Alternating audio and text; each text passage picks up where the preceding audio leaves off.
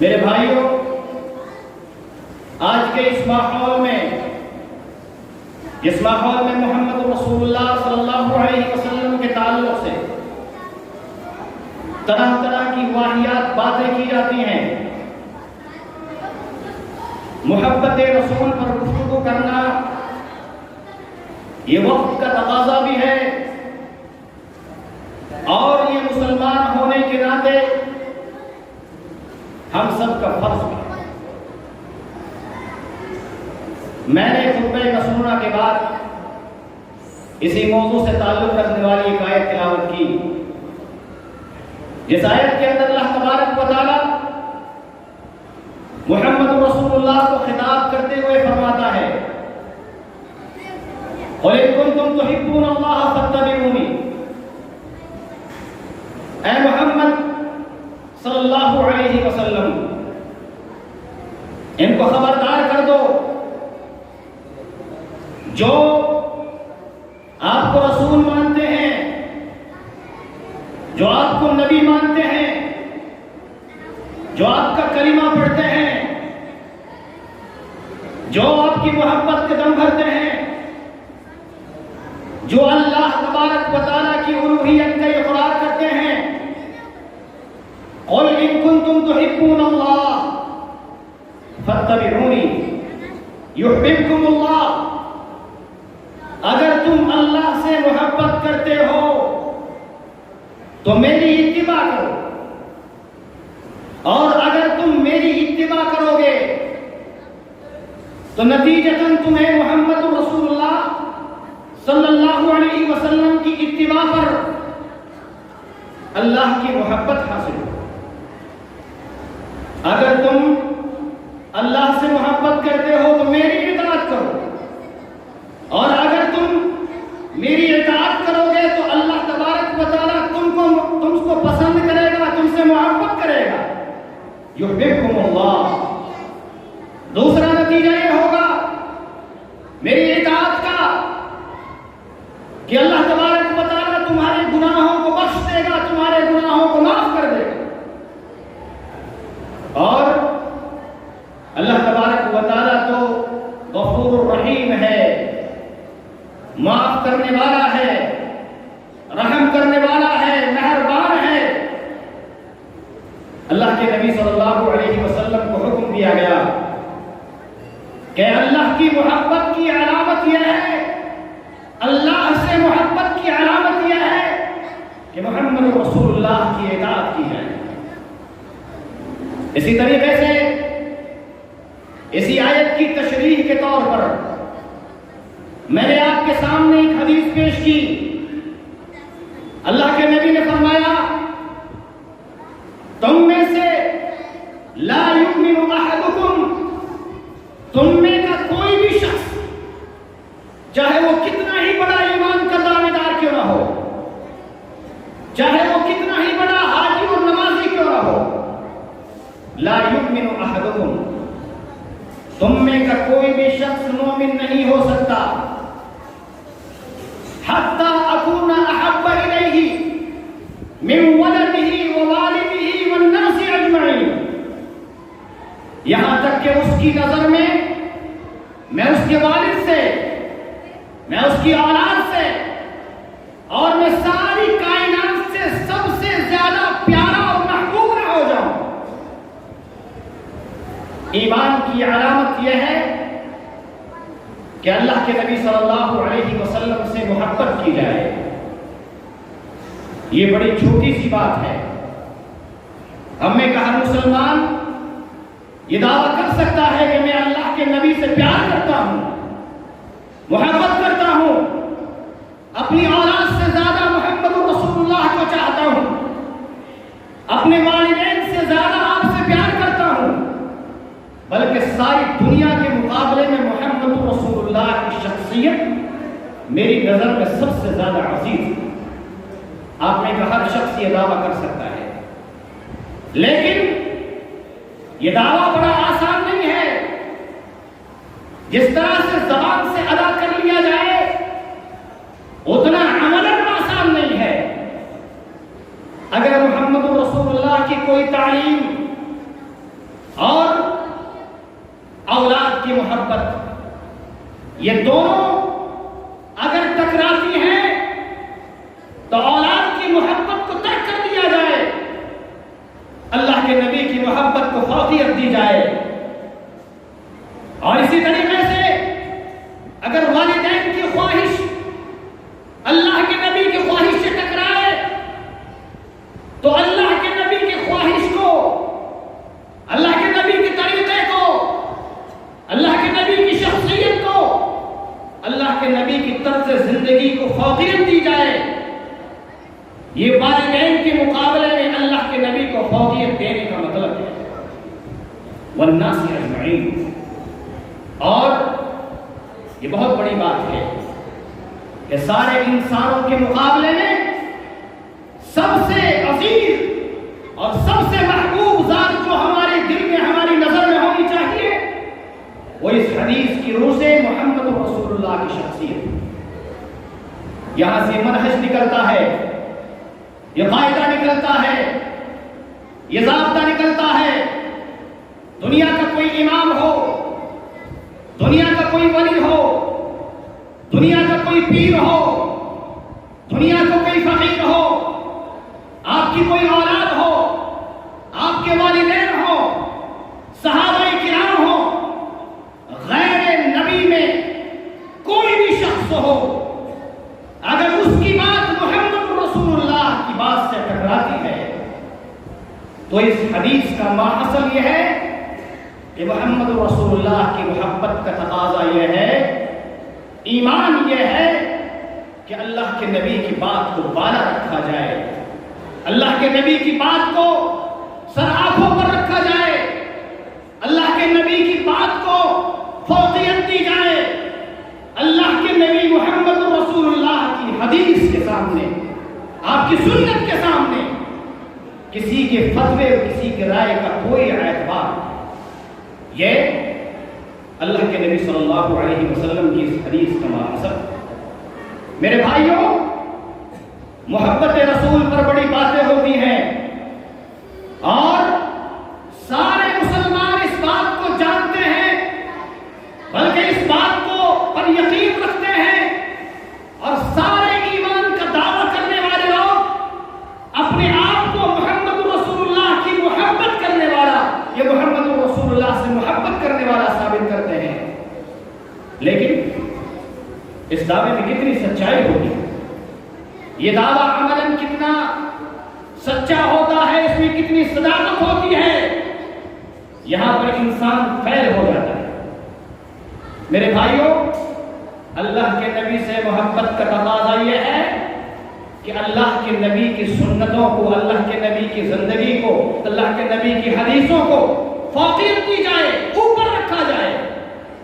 یہ اللہ کے نبی صلی اللہ علیہ وسلم سے محبت کا تقاضا ہے۔ اسی طریقے سے اللہ کے نبی صلی اللہ علیہ وسلم سے محبت کا دوسرا تقاضا یہ ہے کہ جس طریقے سے اللہ کے نبی سے محبت کا دعویٰ ہے، اسی طریقے سے اللہ کے نبی کی سنتوں کو اختیار کیا جائے، آپ کی اطاعت کی جائے۔ ان المحب لمن يحب مطیع، یقیناً محبت کا اس بات یہ ہے، محبت کا ثبوت یہ ہے، آپ کسی سے محبت کا دعویٰ کریں، اس کی اطاعت نہ کریں، اس کی فرما برداری نہ کریں، اس کی سنتوں کو زمین پر اور پیروں تلے کچلا جائے، ہماری زندگی اللہ کے نبی کی سنتوں کے خلاف ہو، ہماری زندگیوں میں اللہ کے نبی کے طرز عمل کی کوئی اس کا کوئی عکس نظر نہ آئے، اس کا کوئی مظہر نظر نہ آئے، میرے بھائی یہ جھوٹا دعویٰ ہے، یہ صرف دعویٰ ہے۔ اللہ کے نبی صلی اللہ علیہ وسلم سے محبت کا تقاضا یہ ہے کہ اللہ کے نبی کی اطاعت ہو، اللہ کے نبی کی فرما برداری ہو، اللہ کے نبی جس زندگی کو دے کر گئے اس زندگی کو اپنے اخلاق میں، عادات میں، کردار میں، معاملات میں، لین دین میں، اپنی خلوتوں میں، اپنی جلوتوں میں، اپنے گھریلو سسٹم اور سماج کے اندر اس کو اتارا جائے، اس پر عمل کیا جائے۔ یہ محمد رسول اللہ کی محبت کا تقاضا ہے۔ اسی طریقے سے محمد رسول اللہ کی محبت کا ایک تقاضا یہ بھی ہے کہ محمد رسول اللہ نے جن سے محبت کی ہے، جن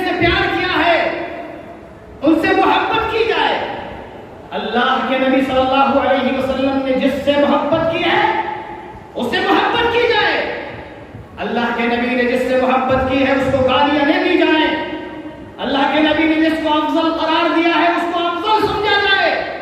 اللہ کے نبی صلی اللہ علیہ وسلم نے جن صحابہ کرام سے پیار کیا، محبت کی، ان صحابہ کرام کو برا بھلا نہ کہا جائے۔ یہ اللہ کے نبی سے محبت کا تقاضا ہے۔ صحابہ کرام اللہ کے نبی صلی اللہ علیہ وسلم سے پیار کرتے تھے۔ اللہ کے نبی نے فرمایا لا تسبوا اصحابی، میرے صحابہ کو گالی نہ دینا، میرے صحابہ کو گالی نہ دینا۔ یہ قرآن کن سے نقل ہوا؟ یہ سنتیں آپ تک کنہوں نے پہنچائی؟ اس دین کو آپ تک کنہوں نے منتقل کیا؟ اس دین کی کنہوں نے خدمت کی؟ اللہ کے نبی صلی اللہ علیہ وسلم کا کنہوں نے دفاع کیا؟ آپ کے ساتھ جنگیں کنہوں نے لڑی؟ اللہ کے نبی صلی اللہ علیہ وسلم کی حدیثوں کو کنہوں نے یاد کیا؟ قرآن کی تلاوت کنہوں نے کی؟ اور اسی طریقے سے اللہ کے نبی صلی اللہ علیہ وسلم پر مرنے اور مٹنے کا دم کنہوں نے بھرا؟ یہ صحابہ کرام تھے۔ اللہ کے نبی نے اپنے صحابہ کرام سے محبت کی اور فرمایا کہ میرے صحابہ کو گالی نہیں دینا، اور پھر فرمایا کہ اگر تم میں کا کوئی شخص جو غیر صحابی ہے، جو صحابی نہیں ہے، چاہے وہ کتنا ہی بڑا امام کیوں نہ ہو، کتنا ہی بڑا ولی کیوں نہ ہو، کتنا ہی بڑا پیشوا کیوں نہ ہو، کتنا ہی بڑا معزز شخص کیوں نہ ہو، کتنا ہی بڑا نمازی اور حاجی کیوں نہ ہو، اگر وہ صحابی نہیں ہے اور وہ اللہ کی راہ میں جبل احد کے برابر سونا خرچ کرتا ہے، جبل احد کے برابر، تو میرے صحابہ کے ایک مد یا اس کے نصف بھی صدقے کو نہیں پہنچ سکتا۔ یہ صحابہ کرام۔ میرے بھائیوں، اس کا مطلب یہ ہے کہ اگر کوئی صحابہ کرام کو گالیاں دیتا ہے وہ اللہ کے نبی سے محبت نہیں کرتا۔ اگر کوئی صحابہ کرام کو برا بھلا کہتا ہے، صحابہ کرام کی عدالت پر، سماحت پر اعتراض کرتا ہے، صحابہ کرام کو متہم کرتا ہے، صحابہ کرام کی عدالت کو مجروح کرتا ہے، اگر کوئی اس طرح سے کرتا ہے، چاہے وہ کتنا ہی بڑا مفکر کیوں نہ ہو، چاہے وہ کتنا ہی بڑا امام کیوں نہ ہو، کتنا ہی بڑا پیشوا کیوں نہ ہو، کتنی ہی بڑی بڑی تحریکات کا وہ سرغنہ کیوں نہ ہو، وہ رہنما کیوں نہ ہو، اگر وہ صحابہ کرام کو کٹگڑے میں کھڑا کرتا ہے، محمد رسول اللہ کی تعلیم یہ کہتی ہے کہ اس کو مفکر نہ مانا جائے، اس کو امام نہ مانا جائے، اس کو پیشوا نہ مانا جائے، اس کے پیچھے نہ چلا جائے، بلکہ اللہ کے نبی صلی اللہ علیہ وسلم نے صحابہ کرام کو پیشوا بنایا۔ اللہ کے نبی صلی اللہ علیہ وسلم نے صحابہ کرام کے نقش قدم پر چلنے کی تلقین فرمائی ہے۔ جو امت کے پیشواؤں کو برا بھلا کہے گا وہ ہمارا پیشوا نہیں ہو سکتا، وہ ہمارا امام نہیں ہو سکتا، وہ ہمارے مفکر نہیں ہو سکتا، وہ قابل اقتداء اور اتباع نہیں ہو سکتا ہے۔ یہ اللہ کے نبی کا بیان کردہ مذہب، یہ اللہ کے نبی کا بیان کردہ اصول ہے، یہ اللہ کے نبی کا بیان کردہ ضابطہ ہے۔ اسی طریقے سے اللہ کے نبی کی محبت کا تقاضا یہ ہے، اللہ کے نبی صلی اللہ علیہ وسلم سے محبت کا ایک تقاضا یہ بھی ہے کہ اگر حدیثوں پر اعتراض نہ کیا جائے، اور اگر کوئی حدیثوں پر اعتراض کرتا ہے، چاہے وہ کتنا ہی بڑا مفکر کیوں نہ ہو، کتنا ہی بڑا امام کیوں نہ ہو، اس سے نفرت کی جائے، اس سے محبت نہ کی جائے، اس کو قابل اقتداء اور قابل اتباع نہ مانا جائے۔ یہ اللہ کے نبی صلی اللہ علیہ وسلم نے ایک زندگی میں طرز عمل بدلایا ہے، اللہ کے نبی نے یہ منہج دیا ہے، اللہ کے نبی نے یہ طریقہ عمل کیا ہے۔ اللہ کے نبی صلی اللہ علیہ وسلم غزوہ حنین، اس غزوہ حنین کے اندر اللہ کے نبی صلی اللہ علیہ وسلم مال غنیمت تقسیم فرما رہے ہیں۔ کچھ نئے نئے مسلمان ہوئے تھے، اللہ کے نبی نے ان کی دلجوئی کے لیے ان کو ذرا سا زیادہ مال عطا فرمایا۔ ایک شخص آتا ہے، اللہ کے نبی کی اس تقسیم پر اعتراض، حدیث پر اعتراض کرنا، حدیث پر اعتراض کرنا یہ صحابہ کرام کا طریقہ زندگی نہیں تھا، یہ منافقوں کا طریقہ زندگی تھا۔ اللہ کے نبی کی حدیثوں پر، اللہ کے نبی کے طرز عمل پر، اللہ کے نبی کی زندگی پر اعتراض کرنا، اللہ کے نبی کی زندگی کو، حدیثوں کو کٹکرے میں کھڑا کرنا، یہ منافقوں کا شیوا تھا۔ یہ صحابہ کرام کا طرز زندگی نہیں تھا، یہ ہمارے اسلاف کا منہج نہیں تھا، یہ اہل حدیثیت نہیں ہے کہ حدیثوں پر اعتراض کیا جائے۔ اہل الحدیث وہ ہوتا ہے جو حدیثوں کو گلے سے لگاتا ہے، وہ اہل الحدیث نہیں ہوتا جو حدیثوں پر اعتراض کرتا ہے۔ میرے بھائیوں، غزوہ حنین میں ایک شخص آتا ہے، اللہ کے نبی صلی اللہ علیہ وسلم کی مال غنیمت کی اس تقسیم پر، جو مال غنیمت جنگ میں جو مال حاصل ہوا، اللہ کے نبی نے اس کو تقسیم فرمایا، اس تقسیم پر وہ اعتراض کرتا ہے اور وہ کہتا ہے ان هذه القسمة لا يبتغى بها رضا اللہ، یعنی یہ تقسیم جو کی گئی ہے، جو مال کی تقسیم ہوئی ہے، اے محمد آپ نے جو مال کو تقسیم کیا ہے، یہ تقسیم ایسی تقسیم ہے جس سے اللہ کی خوشنودی نہیں چاہی گئی۔ اللہ کے نبی نے تقسیم کیا، اللہ کے نبی کی تقسیم پر اعتراض کیا گیا۔ اللہ کے نبی صلی اللہ علیہ وسلم نے فرمایا وَيْحَكَ مَنْ يَعْدِلْ إِن لَمْ أَعْدِلْ، تیرا برا ہو، ستیاناش ہو، بدبخت، اگر میں عدل نہیں کروں گا دنیا کے اندر تو پھر کون عدل کرے گا؟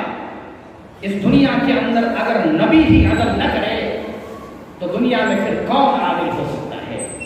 میرے بھائیوں، اللہ کے نبی کی عدالت پر اعتراض کیا گیا، اللہ کے نبی کی تقسیم پر اعتراض کیا گیا، اللہ کے نبی کی حدیث پر اعتراض کیا گیا۔ اللہ کے نبی نے فرمایا، بعض صحابہ کرام نے اللہ کے نبی سے اجازت طلب کی، نبی پاک صلی اللہ علیہ وسلم آپ کی تقسیم پر اعتراض کرنے والا ایک منافق ہی ہو سکتا ہے، ایک منافق ہی ایسا کام کر سکتا ہے، مجھے اجازت دیجیے میں اس کی گردن اڑا دوں۔ اللہ کے نبی نے فرمایا اس کی گردن نہیں اڑانی ہے، لوگ کہیں گے محمد اپنے ساتھیوں کو قتل کرتا ہے، لوگ کہیں گے محمد اپنے ساتھیوں کو قتل کرتا ہے، میں اپنے سر پر اس تہمت کو نہیں لینا چاہتا۔ پھر اللہ کے نبی نے فرمایا، اس کے بعد وہ شخص نکل جاتا ہے، اللہ کے نبی نے فرمایا اس شخص کی نسل سے کچھ لوگ آئیں گے جو قرآن کی تلاوت کریں گے، لیکن قرآن ان کے گلوں سے نیچے نہیں اترے۔ قرآن کی تلاوت کون کرتا ہے؟ مسلمان کرتا ہے، یعنی ظاہراً مسلمان ہوں گے، وہ اسلام کا نام لینے والے ہوں گے، وہ تمہارے ساتھ نمازیں پڑھیں گے، وہ تمہارے ساتھ روزے رکھیں گے، ان کا حلیہ اور ان کا بود و باش، ان کا رہن سہن اسلامی ہوگا، لیکن اللہ کے نبی نے فرمایا قرآن پڑھیں گے، قرآن ان کے گلوں سے نیچے نہیں اترے گا۔ اور اسی طریقے سے پھر آگے فرمایا یمرقون من الدین کما یمرق السهم من الرمیہ، وہ اس طرح سے دین سے خارج ہو جائیں گے جس طرح سے کمان سے تیر نکل جاتا ہے، دوبارہ وہ لوٹ کر نہیں آتا۔ کن کے بارے میں فرمایا؟ اللہ کے نبی کی حدیثوں پر اعتراض کرنے والوں کے تعلق سے، یہ خوارج ہیں۔ پھر اللہ کے نبی نے فرمایا دوسری حدیث میں کلاب النار، یہ لوگ جہنم کے کتے ہوں گے۔ ایک حدیث میں فرمایا شر قتلى تحت عدیم السماء، اس آسمان کے تلے جتنے لوگوں کو قتل کیا جاتا ہے اس میں سب سے بدبخت مقتولین ہوں گے یہ۔ ایک حدیث میں فرمایا اگر میں نے ان کے زمانے کو پایا تو میں ان کو اسی طرح سے فنا کروں گا، قتل کروں گا جس طرح سے اللہ نے عاد اور سمود کو قتل کیا، فنا کیا۔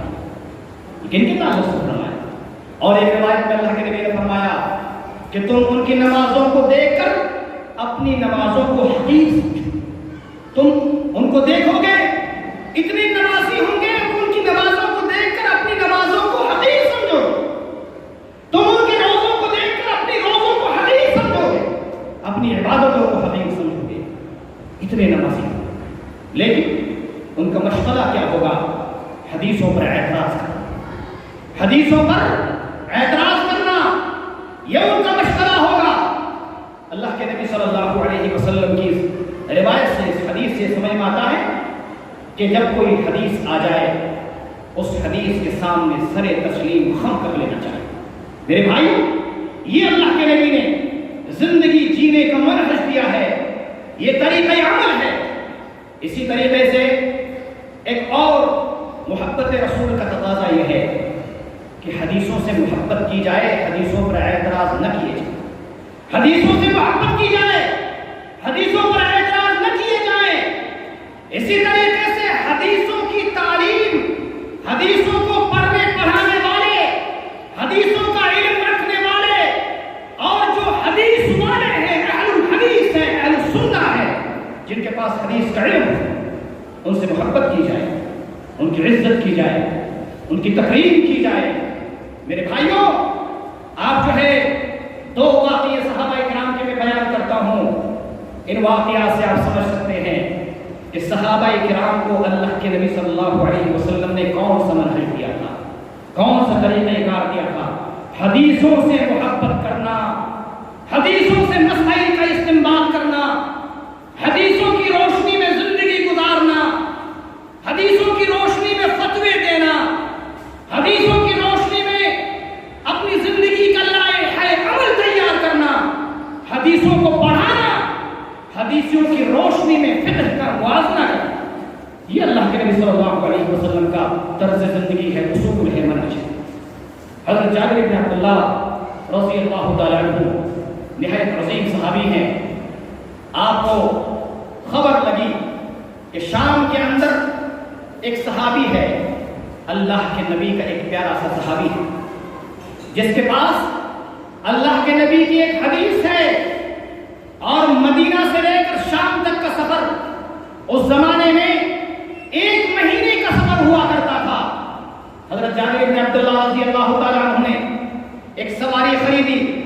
یہ حدیثوں سے محبت ہے، یہ حدیثوں سے الفت ہے، یہ حدیثوں سے محبت ہے۔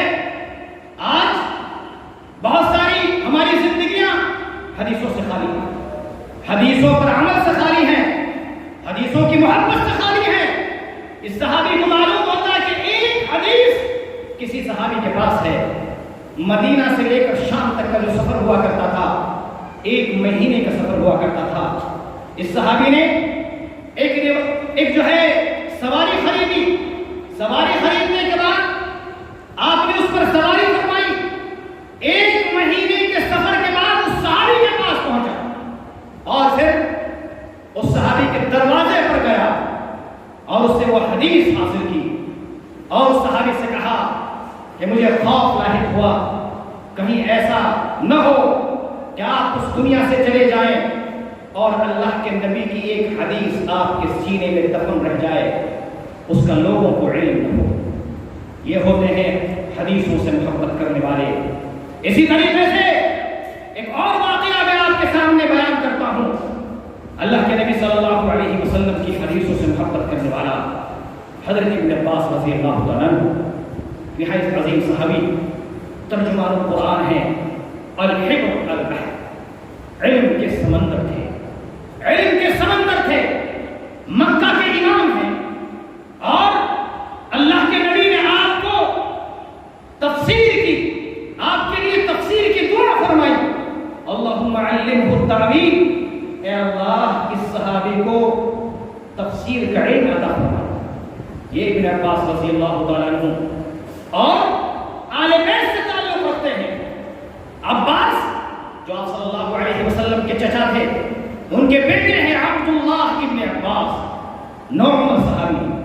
میرے بھائیوں، اللہ کے نبی کی وفات کے بعد یہ صحابی چند صحابہ کرام کے ساتھ مشورے کرتا ہے اور کہتا ہے کہ اللہ کے نبی وفات پا گئے، بہت سارے صحابہ مدینے میں زندہ ہیں، ان کے پاس حدیث کا علم ہے، اللہ کے نبی سے محبت کا تقاضا یہ ہے کہ حدیثوں سے محبت کی جائے، حدیثوں کو حاصل کیا جائے، حدیثوں کو پڑھا جائے، حدیثوں کو عام کیا جائے۔ یہ اللہ کے نبی سے محبت کا تقاضا ہے۔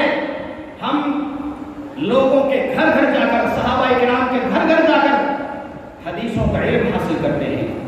یہ صحابی ابن عباس رضی اللہ تعالیٰ عنہ صحابہ کرام کے گھر جاتے ہیں، ایک صحابی کے گھر جاتے ہیں اور پھر وہ صحابی قیلولے کی حالت میں ہوتا ہے، وہ نیند کے عالم میں ہوتا ہے، یہ انتظار فرماتے ہیں اور اس صحابی کی چوکٹ پر چادر بچھا کر لیٹ جاتے ہیں۔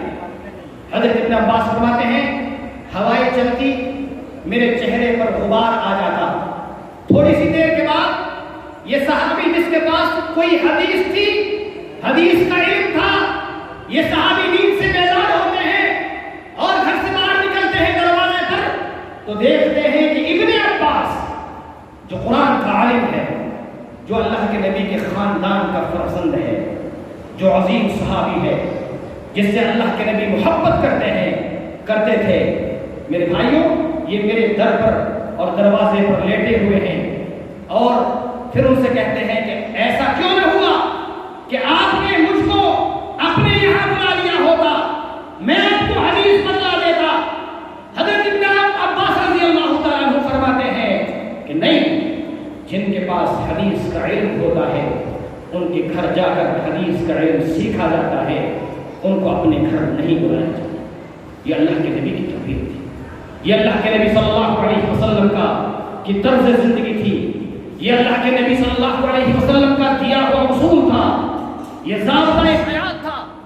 میرے بھائیوں، اللہ کے نبی صلی اللہ علیہ وسلم کی سے محبت کا تقاضا یہ ہے، اللہ کے نبی صلی اللہ علیہ وسلم سے محبت کا ایک تقاضا یہ بھی ہے کہ صحابہ کرام رضوان اللہ علیہم اجمعین ان سے محبت کی جائے، جیسے میں نے آپ کو بتلایا۔ اسی طریقے سے امہات المؤمنین سے محبت کی جائے، امہات المؤمنین کی زندگی کو پڑھا جائے، ان کی زندگیوں کو اپنے طرز زندگی میں اتارا جائے۔ اسی طریقے سے اللہ کے نبی صلی اللہ علیہ وسلم سے محبت کے تقاضوں میں سے ایک تقاضا یہ بھی ہے میرے بھائیوں کہ ہم قرآن اور سنت پر عمل کریں، ہم قرآن اور سنت پر عمل کریں اور اسی طریقے سے قرآن و سنت کو حرز جاں بنائیں، قرآن اور سنت کی روشنی میں اپنی زندگیوں کو جو ہے سوارے سجائیں۔ یہ اللہ کے نبی صلی اللہ علیہ وسلم سے محبت کا تقاضا ہے۔ میرے بھائیوں، اللہ کے نبی صلی اللہ علیہ وسلم سے محبت کی جانی چاہیے اور اللہ کے نبی پر ایمان کا لازمہ یہ ہے کہ اللہ کے نبی صلی اللہ علیہ وسلم سے بتلا رہا تھا۔ آپ صحابہ کرام کی زندگی پڑھیں گے، آپ کو معلوم ہوگا صحابہ کرام محمد رسول اللہ صلی اللہ علیہ وسلم سے کس قدر محبت کیا کرتے تھے۔ حضرت عمر بن خطاب رضی اللہ تعالیٰ عنہ ان کے تعلق سے آتا ہے کہ اللہ کے نبی صلی اللہ علیہ وسلم نے جب حج فرمایا تو اللہ کے نبی صلی اللہ علیہ وسلم کے سامنے حضرت عباس رضی اللہ تعالیٰ عنہ ابو سفیان کو لے کر آتے، ابو سفیان رضی اللہ تعالیٰ عنہ، اور اسی طریقے سے حضرت عباس رضی اللہ تعالیٰ عنہ یہ دونوں دوست تھے۔ حضرت ابو سفیان رضی اللہ تعالیٰ عنہ ایمان لانا چاہتے ہیں، حضرت عباس رضی اللہ تعالیٰ عنہ جو آپ کے دوست ہیں ان کا سہارا لیتے ہیں۔ اللہ کے نبی صلی اللہ علیہ وسلم کے پاس حضرت عباس حضرت ابو سفیان کو لے کر آتے ہیں۔ حضرت ابو سفیان جو کہ معاویہ رضی اللہ تعالیٰ عنہ کے والد ہیں، آپ دیکھیں جو کہ معاویہ رضی اللہ تعالیٰ عنہ کے والد ہیں، حضرت عمر رضی اللہ تعالیٰ عنہ کے سامنے جب ابو سفیان آتے ہیں تو اللہ کے نبی صلی اللہ علیہ وسلم سے وہ اجازت طلب کرتے ہیں کہ اے نبی پاک صلی اللہ علیہ وسلم، یہی وہ ابو سفیان ہے جس نے آپ سے جنگ کی، یہی وہ ابو سفیان ہے جس نے آپ کو پریشان کیا، یہی وہ ابو سفیان ہے جس نے بڑے بڑے صحابہ کرام کو شہید کیا، یہی وہ ابو سفیان ہے جس نے آپ کو تنگ کیا، یہی وہ ابو سفیان ہے جس نے مکہ چھوڑنے پر آپ کو مجبور کیا، اتنا بڑا دشمن ہے، مجھے اجازت دیجیے۔ یا عمر، اللہ کے نبی کے دشمنوں سے نفرت کرنا یہ بھی اللہ کے نبی صلی اللہ علیہ وسلم سے محبت کا تقاضا ہے۔ میرے بھائیوں، حضرت ابو سفیان جب حضرت عمر کے سامنے آتے ہیں، حضرت عمر رضی اللہ تعالیٰ عنہ کی ایمانی غیرت جوش میں آتی ہے، اللہ کے نبی سے اجازت طلب کرتے ہیں، مجھے اجازت دی جائے اس کو قتل کر دوں، اس دشمن کو قتل کر دوں۔ حضرت عباس رضی اللہ تعالیٰ عنہ کو یہ بات پسند نہیں آئی، یہ بات پسند نہیں آئی۔ حضرت عباس رضی اللہ تعالیٰ عنہ حضرت عمر کو طعنہ دیتے اور کہتے ہیں، اے عمر، تم بڑے قتل کی بات کر رہے ہو، اس شخص کے دل میں ایمان ہے، یہ ایمان لانا چاہتا ہے، تم قتل کر رہے ہو۔ اگر یہ بنو عدی سے تعلق رکھنے والا نوجوان ہوتا، ابو سفیان اگر تمہارے قبیلے کا ہوتا، تو تم ہرگز یہ نہیں کہتے کہ مجھے اجازت دی جائے، میں اس کو قتل کر دوں گا۔ میرے بھائیوں، حضرت عمر رضی اللہ تعالیٰ عنہ، آپ کو یہ بات اچھی نہیں لگی، حضرت عباس سے کہتے ہیں کہ اے عباس، تم کو کیا معلوم ہے میں قتل کرنے کا جو مطالبہ کر رہا ہوں اس کی وجہ یہ ہے کہ یہ اللہ کے نبی کا دشمن تھا۔ اللہ کے نبی کے دشمن سے نفرت کرنا یہ اللہ کے نبی کی محبت کا تقاضا ہے۔ یقیناً اس بات کو آپ جان لیں کہ جس وقت تم مسلمان ہوئے تھے اس وقت تیرا اسلام لانا مجھے میرے والد خطاب کے اسلام لانے سے زیادہ محبوب تھا، میرے والد خطاب کے اسلام لانے سے زیادہ محبوب تھا، اور میری نظر میں زیادہ عمدہ اور بہتر تھا کہ تم مسلمان ہو جاؤ۔ جب تم مسلمان ہوئے تھے تو مجھے زیادہ پسند تھا کہ تم مسلمان ہو جاؤ، میرے والد چاہے مسلمان ہو کے نہ۔ میرے بھائیوں، عام طور سے انسانوں کو اپنے والدین سے محبت ہوتی ہے، اور پھر وجہ بتلائی، اور اس کی وجہ یہ تھی کہ محمد رسول اللہ صلی اللہ علیہ وسلم آپ کے اسلام کو پسند کرتے تھے، اس لیے میں بھی آپ کے اسلام کو پسند کرتا تھا، اپنے والد سے زیادہ آپ کے اسلام کو پسند کرتا تھا کہ آپ مسلمان ہو جائیں۔ یہ اللہ کے نبی صلی اللہ علیہ وسلم سے محبت کا تقاضا ہے۔ گویا کہ اس واقعے کی روشنی میں یہ بات سمجھ میں آئی کہ اللہ کے نبی سے محبت کا تقاضا یہ ہے کہ اپنے خواہشات کو اللہ کے نبی کی خواہشات پر قربان کر۔ اللہ کے نبی صلی اللہ علیہ وسلم کی حدیثوں کے مقابلے میں اپنی خواہشات کو قربان کر دینا، اپنے خواہشات نفس کو قربان کر دینا۔ اس لیے اللہ کے نبی صلی اللہ علیہ وسلم نے دوسری حدیث میں فرمایا، تم میں کا کوئی شخص مومن نہیں ہو سکتا جب تک کہ اس کی خواہشات نفس میری لائی ہوئی شریعتوں کے مطابق، میری لائی ہوئی شریعت کے مطابق نہ ہو جائے، اس وقت تک تم میں کا کوئی شخص مومن نہیں ہو سکتا ہے۔ یعنی آپ کی خواہش کر رہی ہے کہ سو لیا جائے، فجر کی اذان ہو گئی، آپ اپنی خواہش کو قربان کریں، فجر کی نماز پڑھیں۔ آپ کی خواہش کر رہی ہے غلط چیزیں دیکھنے کی، غلط کام کرنے کی، حرام اور حلال میں تمیز کیے بغیر کمانے کی، طرح طرح کی انسان کی خواہشات ہیں۔ ان خواہشات کو قربان کر کر اللہ کے نبی صلی اللہ علیہ وسلم کی حدیثوں کے مطابق زندگی گزاری جائے، یہ اللہ کے نبی صلی اللہ علیہ وسلم سے محبت کا تقاضا ہے۔ میرے بھائیوں، اسی طریقے سے اللہ کے نبی صلی اللہ علیہ وسلم سے محبت کا ایک تقاضا یہ بھی ہے کہ صحابہ کرام سے بغض رکھنے والوں سے بغض رکھا جائے، صحابہ کرام سے بغض رکھنے والوں سے بغض رکھا جائے۔ جو صحابہ کرام کو گالیاں دیتے ہیں، کسی ایک صحابی کو بھی گالی دینے والا اس سے نفرت کی جائے، اس سے بغض رکھا جائے، یہ اللہ کے نبی صلی اللہ علیہ وسلم سے محبت کا تقاضا ہے۔ میرے بھائیوں، یہ محرم کا مہینہ ہے، اور 10 محرم کو اس دنیا کے اندر عجیب و غریب تماشے، اس دنیا کے اندر پچھلے سال اور اس سے پیوستہ سال آپ نے بھی دیکھا ہوگا، ہم سب نے دیکھا، حضرت امیر معاویہ رضی اللہ تعالیٰ عنہ کو، حضرت ابو سفیان کو، حضرت عمرو بن عاص کو، بڑے بڑے صحابہ کرام کو، ابو بکر و عمر کو، صحابہ کرام کو، اور صحابہ کرام میں جو عظیم مقام رکھتے ہیں ان سارے صحابہ کرام کو محبت رسول کے نام پر، آل بیت کی محبت کے نام پر حسن اور حسین کی محبت کے نام پر اور حسن اور حسین کے دشمنوں سے تبرع کے نام پر صحابہ کرام کو گالیاں دی گئی، صحابہ کرام کو برا بھلا کہا گیا، صحابہ کرام کو برا بھلا کہا جاتا ہے، لوگوں نے کتابیں لکھی ہیں اور صحابہ کرام پر اعتراضات کیے ہیں۔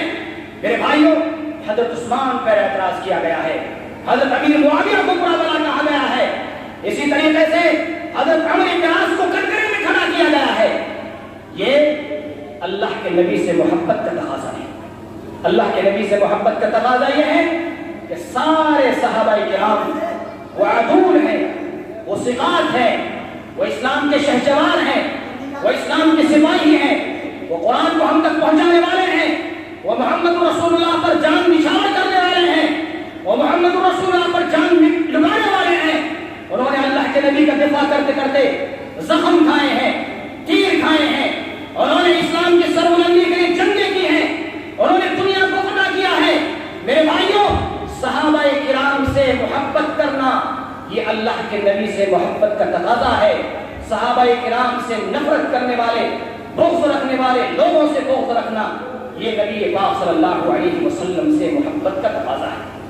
میرے بھائیوں، اللہ کے نبی صلی اللہ علیہ وسلم اور آپ کے صحابہ کرام کس طرح سے آپ سے محبت کرتے تھے، کس طرح سے آپ صلی اللہ علیہ وسلم کے خواہشات کے مطابق زندگی گزارتے تھے۔ میں آپ کو ایک واقعہ بیان کرتا ہوں۔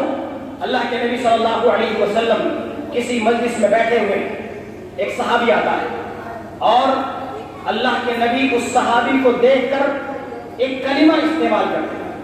اللہ کے نبی فرماتے ہیں ذباب، ذباب کا معنی مکھی کے ہوتا ہے، ذباب کا معنی مکھی کے ہوتا ہے۔ اللہ کے نبی نے اس کلمے کا استعمال کیا۔ عرب لوگ اس کلمے کا استعمال کسی ناگوار چیز کو دیکھنے کے بعد کیا کرتے ہیں۔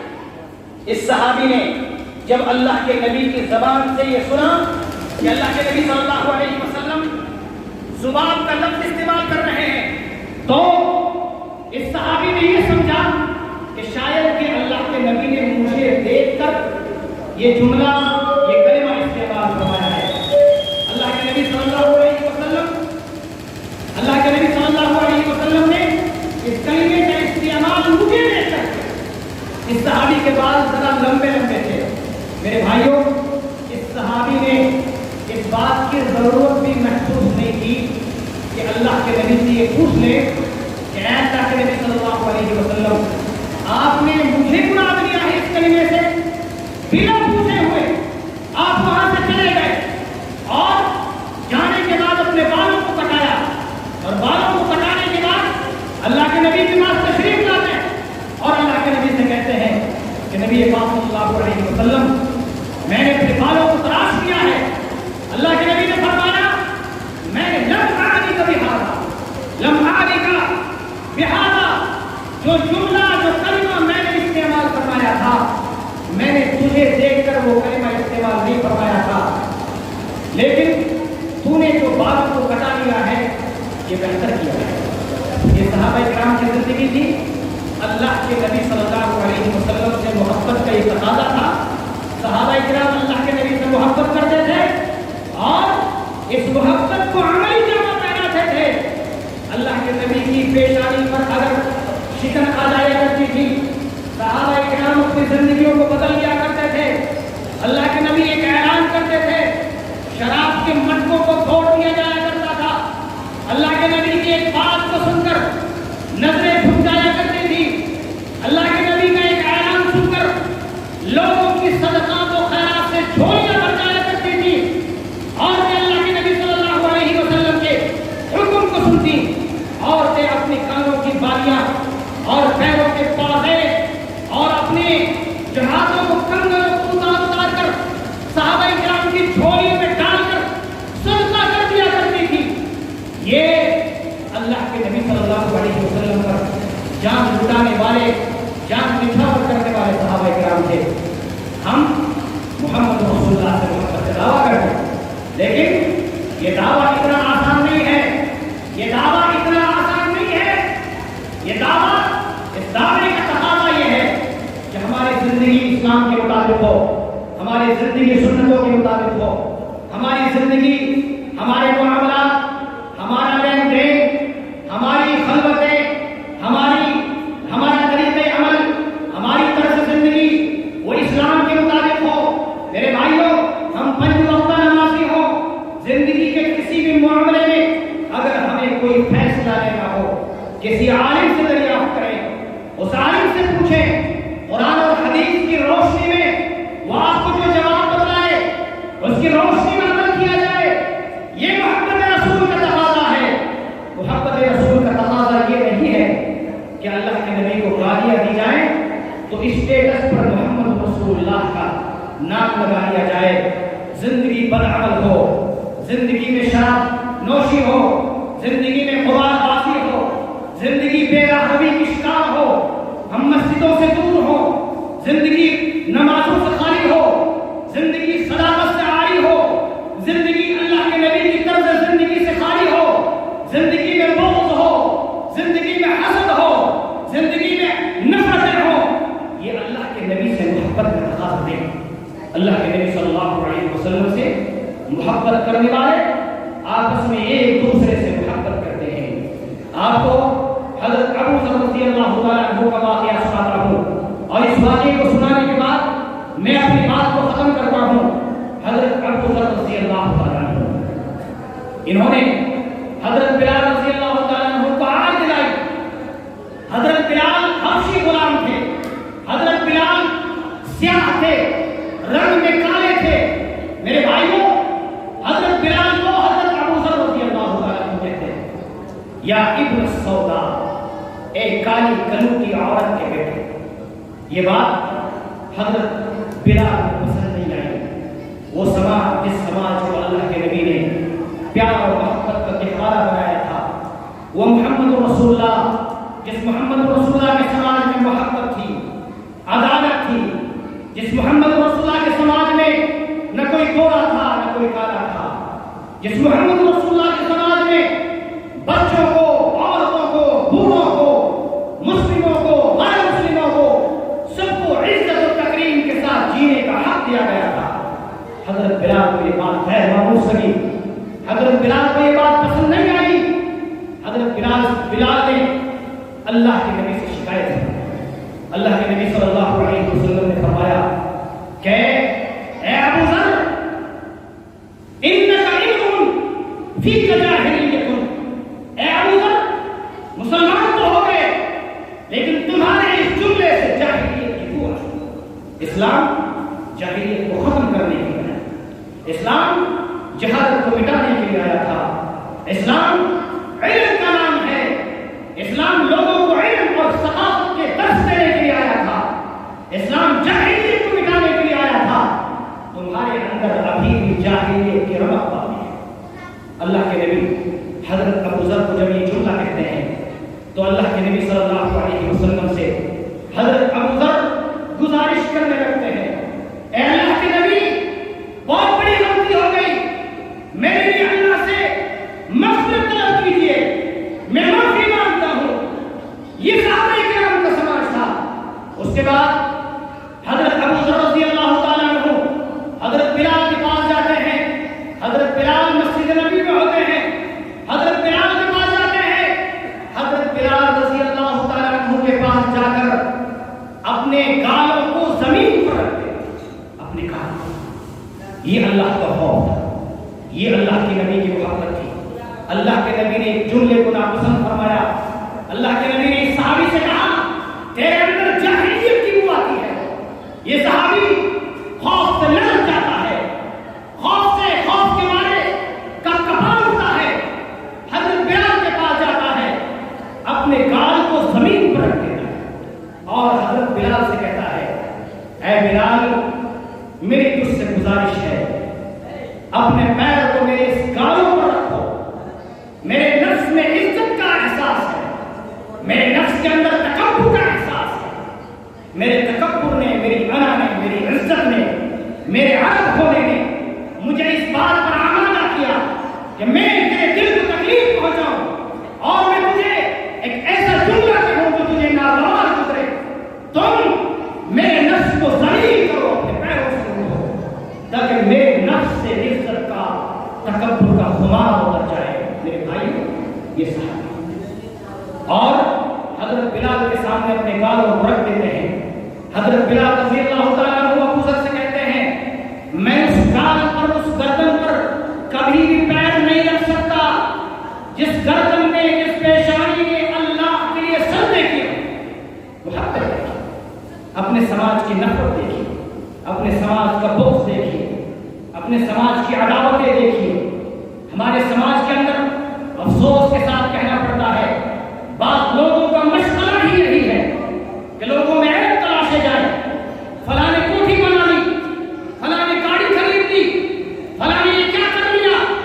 عورتیں کسی زمانے میں غیبت کر کیا کرتی تھی، آج کے زمانے میں بعض مردوں کا جو ہے کہ زندگی کے شب و روز پوری غیبتوں میں گزرتی ہے، پوری نفرتوں میں گزرتی ہے، پوری آگ لگانے میں گزرتی ہے، پوری عداوتوں میں گزرتی ہے، حسد و بغض میں۔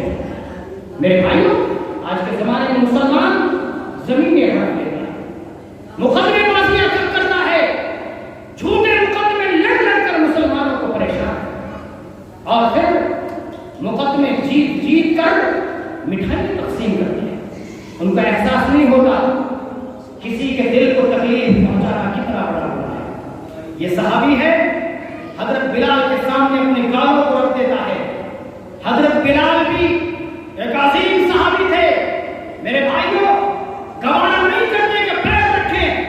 اس کے بعد حضرت بلال رضی اللہ تعالیٰ عنہ حضرت ابو ذر کا ہاتھ پکڑ کر اٹھاتے ہیں، حضرت ابو ذر کا ہاتھ پکڑ کر اٹھاتے ہیں اور رونے لگتے ہیں۔ حضرت ابو ذر بھی رونے لگتے ہیں، آپس میں گلے مل جاتے ہیں۔ یہ محبت تھی، یہ محبت بھرا سماج تھا۔ ایسا سماج پیدا کرنا اللہ کے نبی سے محبت کا تقاضا ہے۔ میرے بھائیوں یہ صحابہ کرام کے درمیان محبت تھی۔ واقعات بہت سارے ہیں، صحابہ کرام کی زندگی نہایت خوبصورت تھی۔ واقعات سنتے چلے جائیے گا، آپ کی یہ رات ختم نہیں ہوگی۔ میں ایک بات اور آپ سے کہتا ہوں، جس طریقے سے ہمیں اللہ کے نبی سے محبت کرنی چاہیے، ہمیں یہ بھی سمجھنا چاہیے کہ اللہ کے نبی بھی آپ سے محبت کرتے ہیں۔ اللہ کے نبی آپ سے محبت کرتے ہیں۔ اللہ کے نبی صلی اللہ علیہ وسلم نے فرمایا کہ میرے کچھ بھائی ہیں، آپ اس بات کو ذرا غور سے سنیے گا۔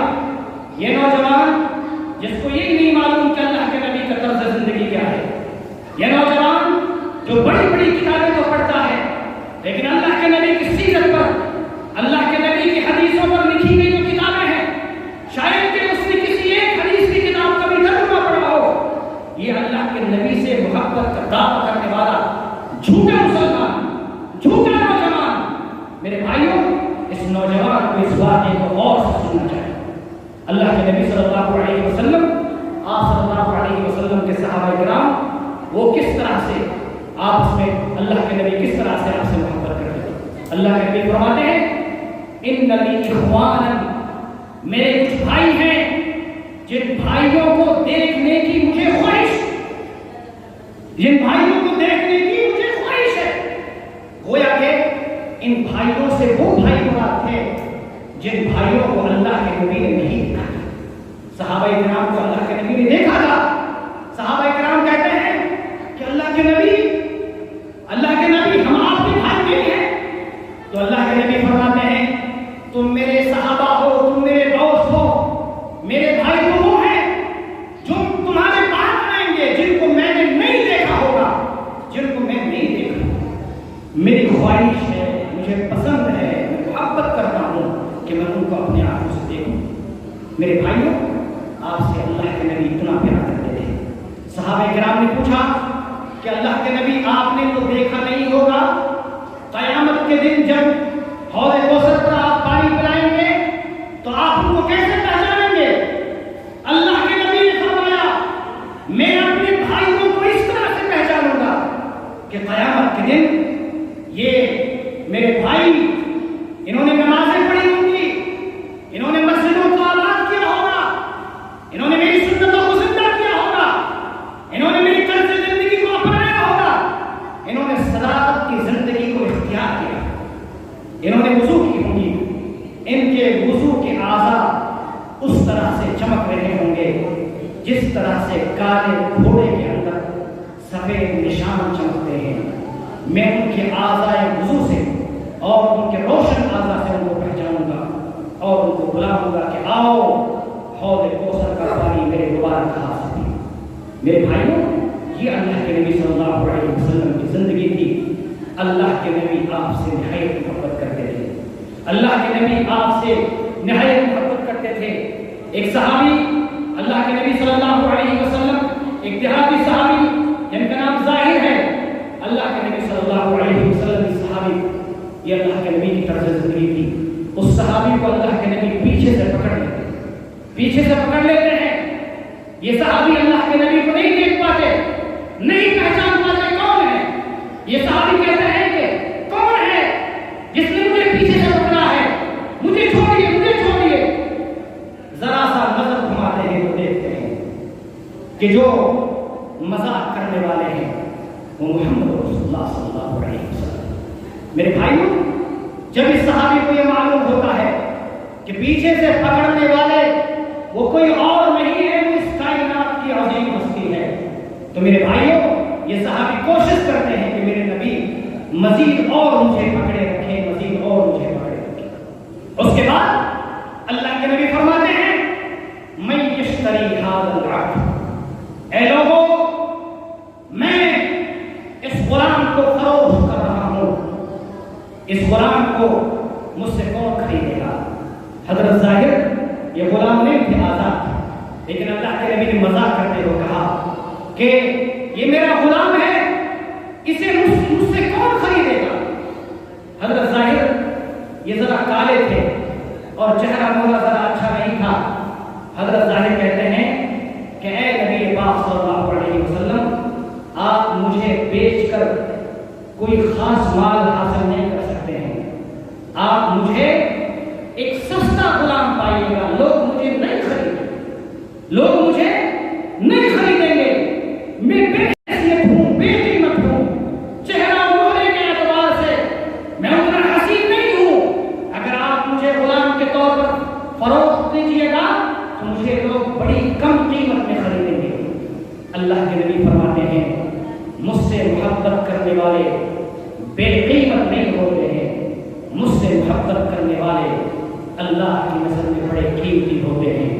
اللہ کے نبی نے فرمایا وَلَٰكِنَّكَ عِندَ اللَّهِ الْأَنْتَقَى، تم اپنے آپ کو بے حیثیت سمجھتے ہو، تم اپنے آپ کو بے وقت سمجھتے ہو، تم بڑے باحیثیت ہو، اللہ کی نظر میں تم بڑے قیمتی ہوگے، اللہ کی نظر میں تم بڑے قیمت۔ میرے بھائیوں، اللہ کے نبی کی حدیثوں سے محبت کرنے والے یہ اللہ کی نظر میں قیمتی ہوتے ہیں، اللہ کے نبی کی نظر میں محبوب ہوتے ہیں۔ قیامت کے دن اللہ کے نبی ان کو بلا کر حوض کوثر پر پانی پلائیں گے۔ اس موضوع سے تعلق رکھنے والی بڑی تفصیلات ہیں، ہم صرف اپنے اس خطبے کا خلاصہ آپ کو صرف یہ بیان کرتے ہیں کہ اللہ کے نبی سے محبت کا تقاضا یہ ہے کہ اللہ کے نبی کی زندگی کو پڑھیے اور اللہ کے نبی کی زندگی کے مطابق اپنی زندگیوں کو ڈھالیے، حدیثوں کو پڑھیے، حدیثوں کے مطابق اپنی زندگیوں کو ڈھالیے، نمازوں سے محبت کیجیے، اپنی مسجدوں کو آباد کیجیے۔ ان مسجدوں کو اپنے ہاتھ سے تم نے تعمیر کیا ہے، ان مسجدوں کو روحانی طور پر نہ ڈھائیے، ان مسجدوں کی صفوں کو جو ہے آباد کیجیے، اللہ کے ذکر سے، قرآن سے محبت کیجیے، قرآن کی تلاوت کیجیے، قرآن کو ترجمے کے ساتھ پڑھیے، اللہ کے نبی کی حدیثوں کو ترجمے کے ساتھ پڑھیے، حدیثوں کی سے محبت کیجیے، حدیثوں سے محبت کرنے والوں سے محبت کیجیے اور حدیثوں پر عمل کرنے والا بنیے۔ اللہ تبارک و تعالی ہم سب کو حدیثوں سے محبت کرنے والا بنائے۔ اللہ تبارک و تعالی ہم سب کو اپنے نبی کا پکا سچا شیدائی اور فدائی بنائے۔ جب تک اللہ تبارک و تعالی اس دنیا میں ہمیں زندہ رکھے، اسلام پر عمل کرتے ہوئے زندہ رکھے، جب اس دنیا سے ہمیں اٹھائے تو اسلام پر عمل کرتے ہوئے اس دنیا سے اٹھائے۔ اس دنیا سے جاتے وقت جو ہمارا آخری سانس ہو وہ کلمہ شہادت لا الہ الا اللہ محمد رسول اللہ ختم ہو۔ جب قبر میں ہم کو اکیلا چھوڑ دیا جائے اس وقت اللہ کا ساتھ ہو۔ قیامت کے دن جب ہمارے رب کے سامنے ہم سب کو اکیلا کھڑا ہونا ہو، اس وقت اللہ کی نظر رحمت ہو، اللہ کا حسین دیدار ہو، محمد رسول اللہ کی شفاعت مبارکہ ہو، حوض کوثر کا پانی ہو، آپ کا دست مبارک ہو، ہمارے ہزار ہاتھوں سے ہو۔ اللہ تبارک و تعالیٰ اپنے فضل و کرم سے ہمارے بیٹے کو قبول فرما لے۔ اللہ تبارک و تعالیٰ دنیا کے اندر جتنے مسلمان پریشان حال ہیں ان کی پریشانیوں کو دور فرما۔ اللہ تبارک و تعالیٰ ہمارے اس ملک عزیز کے حالات کو بہتر سے بہتر بنا دے۔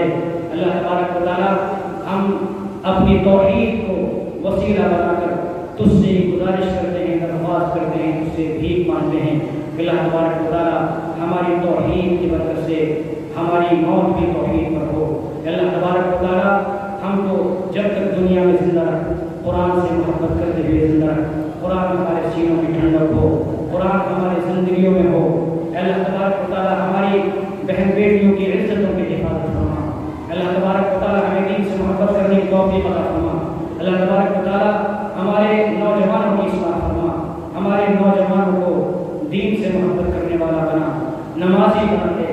اللہ ان مسجدوں کو آباد کرنے والا بنا دے۔ اللہ تبارک و تعالیٰ اس نئے دور کے نئے زمانے کے فتنوں سے ہم سب کو محفوظ فرما۔ اے اللہ اپنے غیب سے ہماری مدد فرما، اپنے غیب سے ہماری حفاظت کا انتظام فرما۔ آمین۔ تقبل یا رب العالمین وآخر دعوانا ان الحمد للہ رب العالمین۔